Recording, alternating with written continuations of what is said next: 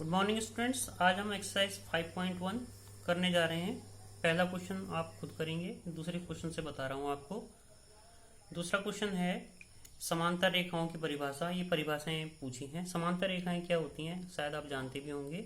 वही रेखाएं जो एक दूसरे से सदैव बराबर दूरी पर होती हैं या एक दूसरे को कभी नहीं काटती। जैसे रेल की पटरियां फॉर एग्जाम्पल हम ले सकते हैं, वो आपस में कभी नहीं मिलती हैं, तो वो एक दूसरे के समांतर होती हैं। जैसे ये दो रेखाएं हैं, इनके बीच की दूरी A B C D E F G H ये बराबर रहेगी हमेशा, तो ये रेखाएं समांतर कहलाती हैं। उसके बाद लंब रेखाएं। लंब रेखाएं क्या होती हैं? वे रेखाएं जो एक दूसरे के साथ 90 डिग्री का कोण बनाती हैं। जैसे ये 90 डिग्री है, ये 90 डिग्री, तो ये रेखाएं एक दूसरे के समांतर है। उसके बाद आता है रेखाखंड। रेखाखंड क्या है? रेखाखंड रेखा का एक खंड होता है जिसकी लंबाई निश्चित होती है, उसे हम रेखाखंड कहते हैं। उसके बाद फोर्थ है वृत्त की त्रिज्या। त्रिज्या क्या होती है? त्रिज्या होती है केंद्र से परिधि तक की दूरी। जैसे ये एक वृत्त है, ये इसका केंद्र है और ये परिधि है, जो इसकी बाउंड्री होती है उसको हम परिधि बोलते हैं। तो केंद्र से अगर हम एक लाइन कहीं पर भी खींच दें परिधि तक, तो वो जो है वो डिस्टेंस त्रिज्या कहलाती है। इसके बाद आता है वर्ग। वर्ग क्या होता है? वर्ग एक ऐसा चतुर्भुज है जिसकी चारों भुजाएं बराबर होती हैं, ये आपको पता ही है। हर एक कोण 90 डिग्री का होता है। विकर्ण बराबर होते हैं और विकर्ण एक दूसरे को लंब समद्विभाजित करते हैं। एक दूसरे के लंब समद्विभाजक होते हैं, मतलब एक दूसरे के साथ 90 डिग्री का कोण भी बनाते हैं और एक दूसरे को आधा आधा भी काटते हैं। तो उस को हम क्या कहते हैं? उसको हम वर्ग कहते हैं। उसके बाद आता है क्वेश्चन नंबर 4, जो मैं करा रहा हूँ। उसके अलावा बाकी सब आप खुद करेंगे और दिक्कत होगी तो पूछ लेंगे। फोर्थ क्वेश्चन में हमको दिया है ए और बी बिंदु के बीच में एक बिंदु सी है ऐसा कि ए सी बी सी के बराबर है। तो हमको ये सिद्ध करना है कि ए सी जो है वो ए बी का आधा होगा।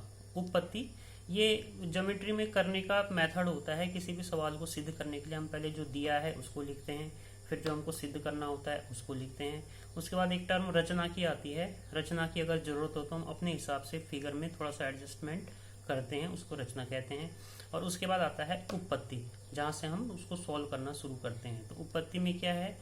हमको ए बी रेखाखंड, ए बी दो बिंदु दिए थे, तो ए बी बराबर कितना हो जाएगा?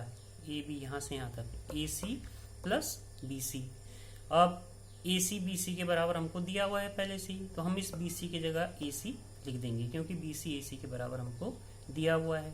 अब ए सी प्लस ए सी कितना हो गया? 2ac।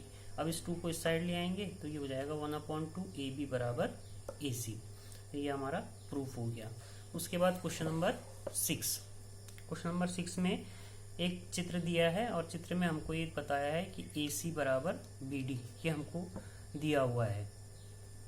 और सिद्ध हमने ये करना है कि ए बी सी डी के बराबर होगा। हमको ये दिया है ए सी यहाँ से यहाँ तक और बी डी यहाँ से यहाँ तक, ये बराबर हैं।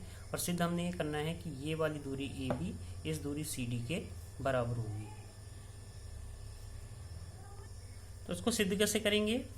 ए सी हमको बी डी के बराबर पहले से ही दिया हुआ है। ए सी चित्र में देखिए, ए सी ये है, ए सी के दो टुकड़े हुए A B plus B C, तो हमने ए सी को लिख दिया A B plus B C. इसी तरह से बी डी के भी दो टुकड़े हैं B C plus C D, तो बी डी को हमने B C plus C D लिख दिया। अब इस वाले बी सी को हम इस साइड ले आएंगे, तो A B plus B C यहाँ पहले से था, इधर से बी सी आएगा तो ये माइनस का बी सी हो गया बराबर सी डी।